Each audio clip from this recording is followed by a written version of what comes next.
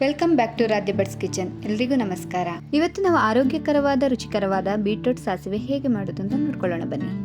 ಒಂದು ದೊಡ್ಡ ಬೀಟ್ರೂಟನ್ನು ಸಣ್ಣದಾಗಿ ಹೆಚ್ಕೊಂಡಿದ್ದೇನೆ. ಬೀಟ್ರೂಟು ತುರಿದು ಹಾಕ್ಕೊಳ್ಬೋದು. ಇವಾಗ ಕುಕ್ಕರಲ್ಲಿ ಹಾಕ್ಕೊಂಡು 1.5 ಲೋಟ ನೀರು ಹಾಕಿ ರುಚಿಗೆ ಬೇಕಾದಷ್ಟು ಉಪ್ಪು ಹಾಕಿ 5 ವಿಸಿಲ್ ಕೂಗಿಸ್ಕೊಳ್ತೇನೆ.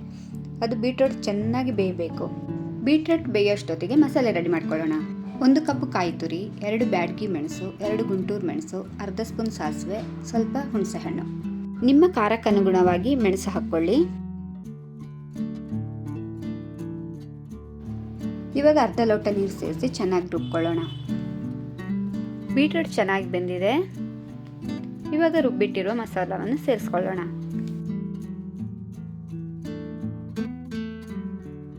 ಇಲ್ಲಿ ನಾನು ಅರ್ಧ ಲೋಟದಷ್ಟು ನೀರು ಸೇರಿಸ್ಕೊಂಡಿದ್ದೇನೆ.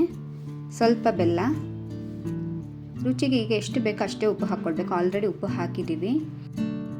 ಈ ಕನ್ಸಿಸ್ಟೆನ್ಸಿಯಲ್ಲಿ ಇದ್ದರೆ ಸಾಕು. ಇವಾಗ ಅದನ್ನು ಕುದಿಸ್ಕೊಳ್ಳೋಣ. ಜಾಸ್ತಿ ಕುದಿಬಾರ್ದು, ಇಷ್ಟು ಕುದ್ರೆ ಸಾಕು. ಇವಾಗ ಸಾಸಿವೆ, ಮೆಣಸು, ಕರಿಬೇವಾಗಿ ಒಂದು ಒಗ್ಗರಣೆ ಹಾಕೊಳ್ಳೋಣ. ತುಂಬ ರುಚಿಕರವಾದ ಆರೋಗ್ಯಕರವಾದ ಸಾಸಿವೆ ರೆಡಿ ಆಯಿತು. ತುಂಬಾ ಸುಲಭವಾಗಿ ಮಾಡ್ಕೊಳ್ಬಹುದಾದಂಥ ಬೀಟ್ರೂಟ್ ಸಾಸಿವೆ ನೀವು ಟ್ರೈ ಮಾಡಿ ಹೇಗಿದೆ ಅಂತ ಹೇಳಿ ಕಮೆಂಟಲ್ಲಿ ತಿಳಿಸಿ. Please subscribe and support me. Thank you all.